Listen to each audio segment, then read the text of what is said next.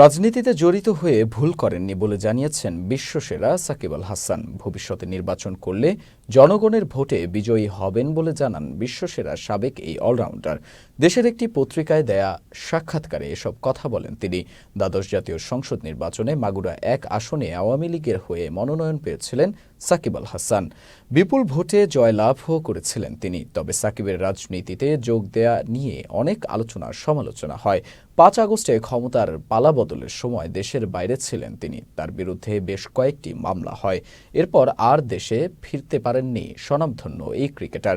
সাক্ষাৎকারে তিনি বলেন, তিনি কোনো রাজনৈতিক দলের পদে নেই। জনগণ সুযোগ দিলে আবারও বাংলাদেশের জার্সিতে মাঠে নেমে দেশের মাটিতেই অবসর নেয়ার আশাবাদ ব্যক্ত করেন সাকিব আল হাসান।